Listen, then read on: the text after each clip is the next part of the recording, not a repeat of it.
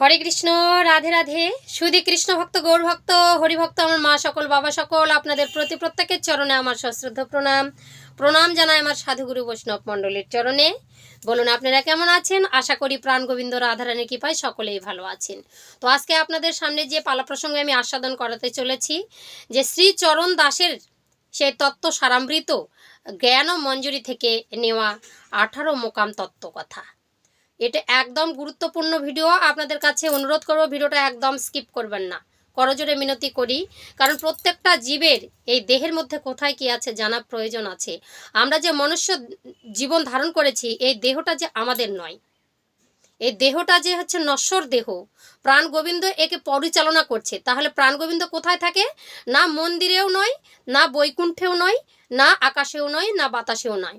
এই দেহটার মধ্যে যেখানে আমাদের হৃদয় মন্দির আছে, সেখানেই প্রভু থাকেন। তাহলে এই হৃদয় মন্দিরটা কি? তাহলে এটাই মন্দির। এই দেহটা গোটাটা মন্দির। আমাদেরকে সবারই জানার প্রয়োজন আছে। এই দেহটাকে শুদ্ধ করে যেমন পুজো পাঠ আরাধনা আমরা করি, দেহের মধ্যে 84 কোষ ধাম কোথায় কি আছে সেটাকেও আমাদের জানার প্রয়োজন। তো আমাদের এই যে 18 মোকামের তত্ত্ব কথা যদি আমরা জানি, তাহলে আমাদের কিন্তু অনেক কাজে আমরা অগ্রসর হতে পারবো। আমাদের দেহের মধ্যে কোথায় কি আছে সেটা আমরা জানতে পারবো। কেন প্রাণ গোবিন্দ এই দেহের মধ্যে বিরাজ করছেন নানা রকম কোন কোন ধাম স্থানে। তো 18টা যে মোকাম দিয়ে তৈরি হলো, পিতা দিল অর্ধেক বাবা 4, আর মাতা দিল 4, আর 10 দিল কে? না প্রাণ গোবিন্দ। তো দেহের হিসাবটা কে রাখবে? দেহের হিসাবটা আমাদেরকেই রাখতে হবে, কারণ আমরা তো মানুষ। আমাদের দেহের হিসাবটা আমাদেরকেই রাখতে হবে। বাউল উৎসবে যাবেন, সেখানে সভাপতি রয়েছে, সেক্রেটারি রয়েছে, তারা উৎসবের হিসাবটা রাখেন। দুর্গাপূজা দিচ্ছে, কমিটিরা হিসাবটা রাখেন। সবারই সব কিছুর হিসাব রয়েছে। তাহলে আমাদের দেহেরও তো হিসাবটা রাখতে হবে, যে 18টা যে আমাদের যে সব কিছু জোড়ায় জোড়ায় এই যে তৈরি করে দিল পিতা মাতার ঈশ্বর 3 জনা মিলে, তাহলে দেহটার মধ্যে কোন জোড়াতে কে বসত করছে?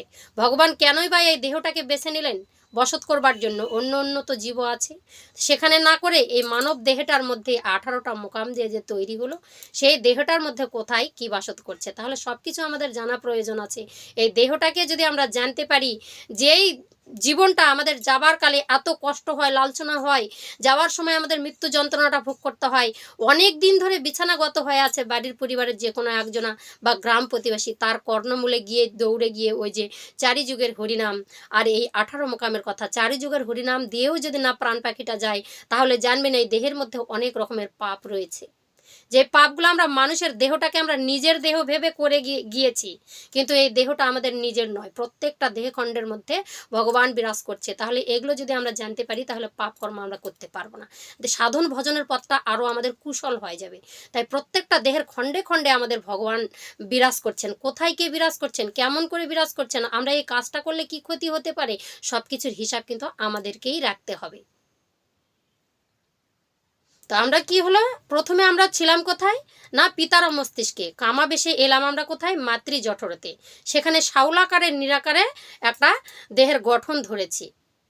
তাহলে এই দেহের মধ্যে প্রাণ পাখিটা যখনই প্রভু প্রবেশ করে দিলেন, তো আমরা দিয়েছিলাম 4 4 করে, মানে পিতা দিল 4, মাতা দিল 4, আর ভগবান দিল 10 ইন্দ্রিয় বাবা দিল। আর কি দিয়ে ভগবান তৈরি করলো? রক্ত মাংস আর হাড় দিয়ে তৈরি করে দিল, তাই না? কিন্তু আমাদের দেহটাতে আরও কিছু প্রয়োজন ছিল, যেমন স্মৃতি অফ তেজ মরুদ বম বাবা, স্মৃতি অফ তেজ মরুদ বম, এই যে 5টা, জল মাটি সূর্যকিরণ, আবার হচ্ছে হাওয়া আর অগ্নি, এগুলো সব কিছু দিয়ে কিন্তু আমাদের 5টা দিয়ে কিন্তু ভগবান এই দেহটাকে তৈরি করেছে। এই দেহটা মাটির দেহ, কথায় আছে মাটির দেহ মাটি হবে, পুড়ে হবে ছাই, এই দেহ পচা দেহ গৌরব কিসের ভাই। তাহলে এই দেহটার মধ্যে কে কোথায় আছে, ভগবান কিভাবে গঠন করলো, সেটা আমাদেরকে জানা প্রয়োজন আছে। আর এই জিনিসটা যদি জানেন আপনারা, ভূত পেটতিনি দেবতা আপনাকে কেউ কিচ্ছু করতে পারবে না। আপনি শ্মশানের উপর দিয়ে যাবেন, এই গুনগুন করে যদি এই 18টা মোকামের তত্ত্ব কথা বলতে বলতে যান, তো ভূত পেরো তো এই সামনে গিয়ে নাচানাচি করবে, কিন্তু আপনাকে ছুতে পারবে না। যার জন্য মানুষটা যদি বহুদিন ধরে ওই যে অসুখ অবস্থায় পড়ে আছে, তার কর্ণমূলে 4 যুগের হরিনাম দিয়ে যদি প্রাণটা পাখিটা যদি না যায়, 18 মোকামের তত্ত্ব দেবেন, দেখবেন যে 1-1 ঘন্টার মধ্যে সে চলে গেছে। তাই অনেক মানুষ দেখেছি 18 মোকামের কথা শুনতে চায় না, বলে কি যার পৃথিবীর মধ্যে মায়া আছে, যার সব কিছুর মধ্যে লোভ আছে তারা শর্ট করে 18 মোকামের কথা শুনতে চায় না, কারণ 18 মোকামের কথাটা জানলেই নশ্বর দেহটা, পাপ দেহটা সঙ্গে সঙ্গে উদ্ধার হয়ে যায়। তাই প্রত্যেকটা ব্যক্তিকে এই জিনিসটা আমাকে জানতে হবে। তো এখানে শ্রী চরণ দাসের সেই সার তত্ত্ব সার অমৃতর সেই হচ্ছে জ্ঞানমঞ্জুরি থেকে এই 18 মোকামের তত্ত্ব কথাটা আমরা আজকে আস্বাদন করব। তো আপনাদের কাছে করজোরে মিনতি করছি, মনপ্রাণ দিয়ে আপনারা কিন্তু আস্বাদন করবেন। অতপর কহি সবে শোনো দিয়া মন, 18 মোকাম তত্ত্ব করো হে শ্রবণ। মন দিয়ে শ্রবণ করতে হয়। চূড়া মধ্যে চূড়ামণি ব্রহ্ম পাশে স্থিতি, পাঠ মধ্যে মহাবিষ্ণু করেন বসতি। চূড়া মধ্যে আমরা যাকে বলি ব্রহ্মচান্দি, এই চূড়াটা এখানে রয়েছে কত ভক্তি তত্ত্ব রয়েছে, যেখানে রাধারানী বিরাজ করেন সহস্র দল পদ্ম। এই সহস্র দলের উপরেই যে চূড়াটা রয়েছে সেখানেই আমার হচ্ছে সেই ব্রহ্মাদেব বসত করে আছেন। ঠিক আছে, ব্রহ্ম পাশে স্থিতি, সেখানে ব্রহ্মচান্দি যেখানে বলে সেখানেই ব্রহ্মতত্ত্ব, যেখানে যে তত্ত্বতে আমরা পৌঁছে গেলে ইহ জগতের মায়া কেটে চলে যেতে পারি। পাঠ মধ্যে মহাবিষ্ণু করেন বসতি, এখানে এই যে পাঠ যেখানে লিখা হয়, ভাগ্য কপাল বিধি লিখা হয়, সেখানে মহাবিষ্ণু বসত করে। আরও এক কথা আছে, যেখানে আমরা এই ভাগবত পাঠ নানা রকম পাঠ করি সেখানেও প্রাণ বিষ্ণু আমার বসত করে থাকেন, সেখানেও বসত করে থাকেন। তো তারপরে কি হলো, পাঠ মধ্যে মহাবিষ্ণু করেন বসতি। এবার কি করছে, চক্ষু মধ্যে কালাচাঁদ করিতেছেন ধ্যান, আর নাসিকাতে নিত্যানন্দ করে মধুপান। নাকের মধ্যে চোখের মধ্যে কালাচাঁদ, প্রাণ গোবিন্দর আর একটা নাম হচ্ছে কালাচাঁদ। তো ধ্যান করেন, এই যে চোখ বন্ধ করলে আপনারা যদি ওমকার শব্দ করেন তাহলে সেটা ধ্যানস্থ হয়ে যায়, সেটা ব্রহ্মদেশে পৌঁছে যায়, ব্রহ্মলোকে পৌঁছে যায়। চোখটা বন্ধ করলে আমরা প্রাণ গোবিন্দকে মানে বিশ্ব ব্রহ্মাণ্ডকে আমরা দেখতে পারবো, যেখান যেখান থেকে আমরা এসেছি সব কিছু আমরা দেখতে পারবো। কোথায় কোথায় গিয়েছিলাম, কি খেয়েছিলাম, কোথায় গিয়েছিলাম, দেখবেন চোখটা বন্ধ করুন, আপনারা জ্ঞান চক্ষু দিয়ে চারিদিকে দেখতে পারবেন, সেখানেও প্রাণ গোবিন্দ আমার বসত করছেন। আর কোথায়, নাসিকাতে নিত্যানন্দ, যে শক্তিধারী নিত্যানন্দ আমার বলরাম, সেই বহু বল শক্তি যার, সেই হচ্ছে নিত্যানন্দ, সেখানে বসত করছেন। ঘ্রাণ শক্তিটাই এমন হতে হবে, সাত্ত্বিকী ঘ্রাণটা, ভগবানের যে ভোগ আরতি পূজার যে এই যে প্রসাদটা নিবেদন করা হয় সেই ঘ্রাণটাকে নিতে বলেছেন, সেই ঘ্রাণটা আমাদের নেওয়া উচিত, যেখানে আমার নিত্যানন্দ প্রভু বিরাজ করছেন, আমরা অন্য গন্ধ সৌভ না। তারপর কি বলেছেন, কর্ণেতে চৈতন্য গোসাই হয় সাবধান, মুখেতে ভদ্রাক্ষ বসি 32 যোগান। কর্ণেতে কানের মধ্যে চৈতন্য গোসাই আছেন। কোন চৈতন্য গোসাই? না আমার প্রাণ সেই চৈতন্য মহাপ্রভু। তাহলে বলেছে সাধু সাবধান, আবারও সাবধান, ফির কও সাবধান। কেন বলেছে? এই কর্ণমূলে আন কথা শ্রবণ করা যাবে না, এই কর্ণতেই চৈতন্য আছে। যদি আমরা আস্বাদন করতে পারি, কৃষ্ণ কথা হরি কথা আস্বাদন করতে পারি, তাহলে আমাদের চৈতন্য উদয় হতে পারে। জয় জয় শ্রী রাধেশ্যাম। আর কি বলেছেন, মুখেতে ভদ্রাক্ষ বসি 32 যোগান। ভদ্রাক্ষ আছে, ভদ্রাক্ষ সেখানে 32 যোগান দিচ্ছে, নানা রকমের কথাবার্তা যত কিছু আমরা বলছি সব কিছু ওই ভদ্রাক্ষ দেবদেবী যোগান দিচ্ছে। জিহ্বাতে নারদমণি বাধায় কন্দল, জিহ্বার নিচে বসি নদী গয়া গঙ্গা জল। জিহ্বাতে নারদমণি বসে আছে, সবসময় দেখবেন দাঁতে জিহ্বাতে গন্ডগোল হয়, জিহ্বাতে কখনো কখনো কেটে যায়, তাই না? নারদমণির মানে ওটাই কাজ, গন্ডগোল লাগানো। আর কি বলেছেন, যে জিহ্বার নিচে বসে নদী কায়া গঙ্গা জল, এই যে যত রকমের রসগুলো আমরা যা খাবার খাচ্ছি সেই নদী, একটু জিভটা মেলে থাকবেন দেখবেন টপ টপ করে জল পড়ে, সেটা কে যোগান দেন? সেখানে গয়া গঙ্গা জল। এই বিশ্ব ব্রহ্মাণ্ডে যা দেখছো সব কিছু আমাদের দেহের ভাণ্ডের মধ্যে আছে, তো ওই জলটা আমাদের খাবারের স্বাদগুলোকে কি করে, মিশ্রিত করে। আলা জিহ্বাই সরস্বতী, বামেতে শ্রীদাম, কণ্ঠদেশে শ্রীকানা, এ বাহুতে বলরাম। আলা জিহ্বাতে সরস্বতী আছে, যত রকমের আমরা কথা বলার শক্তি, কথাগুলোকে সুন্দর করা, সুরের তাল ছন্দ সব কিছু মাতা সরস্বতী সেখান থেকে বসে আমাদেরকে যোগান দিচ্ছে। হ্যাঁ, আর আলা জিহ্বাতে সরস্বতী বসে আছে, আর কণ্ঠদেশে শ্রীদাম, কানায় বাহুতে বলরাম, এখানে শ্রীদাম সখা আছে, আর বাহুতে বলরাম মানে বাহু বলে না, বাহু বল, সেই বলরাম এখানে শক্তি দান করছে হাতের মধ্যে। হস্তমধ্যে শ্রীগোবিন্দ দানব অধিপতি, সপ্তদ্বীপে জগন্নাথ করেন বসতি।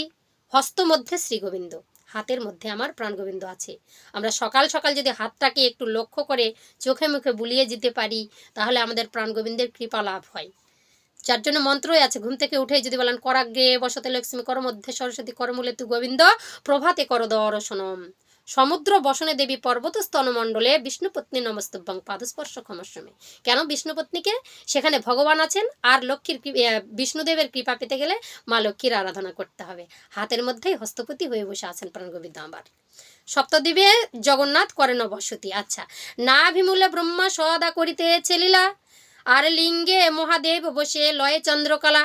নাভিতে বাবা যতই কিছু করেন, নাভি একটা কুণ্ডল যেখানে অগ্নিশিখা জ্বলছে।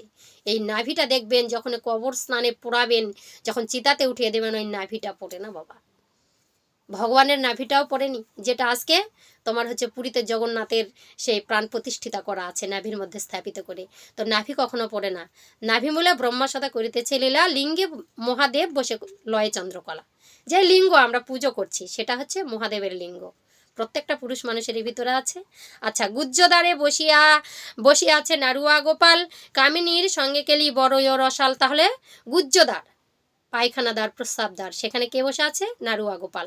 সে তো খেলা করছে, বলছে খেলিছ নিঠুর খেলা, বসে ভাবে ভবা পাগলা, চূড়ান্ত চালাক তুমি দেখো বসিয়া পরমে পরম জানিয়া। তাহলে গুজ্জদ্বারে আমার গোপাল, নাড়ুয়া গোপাল বসে খেলা করছে রমণীদের সঙ্গে, গোপী গোপিনীদের সঙ্গে। তাহলে সবখানে হাঁটুতে শক্তি স্থিতি বসুমতি পাই, 18 মোকামের কথা শোনো সমুদায়। 18 মোকামের কথা যেই জন জানে, নরলোকে তুচ্ছ তারে দেবগণে মানে। তাহলে হাঁটুর মধ্যে শক্তি যদি না থাকতো, আর বসুমতি কোথায়? পায়ে, পায়ের সঙ্গে বসুমতী আজ জাস্ট আছে। এই শক্তিটা যদি না ধরতো তাহলে আমরা হাঁটা চলা করতে পারতাম না। 18 মোকামের কথা যেই জন জানে, নরলোকে তুচ্ছ তারে দেবগণে মানে। কেন মানে? সারা শরীরের মধ্যে প্রাণ গোবিন্দ নানান স্থানে নানানভাবে লীলা করে চলেছেন। আমরা বুঝি না, পাপ করছি, হ্যান করছি, ত্যান করছি, কথা বলছি, কুখাদ্য অখাদ্য বলছি। জিহ্বার মতো মাতা সরস্বতী সেই কণ্ঠে আলা জিহ্বাতে বসে আছে, সেখানে আমরা সরস্বতীকে সে কি ভোগ লাগাচ্ছি না মাছ মাংস ইত্যাদি ইত্যাদি। জানতে হবে, সব কিছু জানলে আমাদের চৈতন্য উদয় হবেই। তো এই কথাগুলো আমি বলে গেলাম, সেটা আস্বাদন করতে হবে। কেন? কর্ণমূলেই চৈতন্য গোসাই আছে, আর সেটা যদি ভালো করে শ্রবণ করে যদি মস্তিষ্কে ব্রেনের মধ্যে ডেভেলপ করতে পারি, তাহলে আমাদের চৈতন্য উদয় হয়ে যাবে। এই জন্যে আমাদের এই তত্ত্বগুলো জানতে হবে। আবার জানতে হবে কি? চারিযুগের হরিনাম। তো আপনাদের কাছে এর পরের ভিডিওতে চারিযুগের হরিনাম, চারুচন্দ্রের কথা এগুলো নিয়ে আসব। তো আপনাদের কাছে এখন এই ভিডিওটা এখানেই শেষ করছি। ভিডিওটা যদি ভালো লাগে অবশ্যই চ্যানেলে লাইক, শেয়ার আর কমেন্ট করে চ্যানেলটি সাবস্ক্রাইব করে পাশে থাকবেন। তার আগে বলতে চাই, যারা আমার চ্যানেলটি সাবস্ক্রাইব করে আমার ছোট্ট বড় ভিডিওগুলো দেখছেন, আপনাদের প্রত্যেকের চরণে আমার সশ্রদ্ধ প্রণাম আর অন্তরঙ্গস্থল থেকে অনেক অনেক ভালোবাসা অভিনন্দন। যারা এই এসেছেন এখনও পর্যন্ত চ্যানেলটি সাবস্ক্রাইব করেননি, আপনাদের কাছে অনুরোধ করবো বন্ধুগণ, যদি ভিডিও ভালো লাগে অবশ্যই চ্যানেলে লাইক, শেয়ার আর কমেন্ট করে চ্যানেলটি সাবস্ক্রাইব করে পাশে থাকবেন। জয় শ্রীকৃষ্ণ, রাধে রাধে।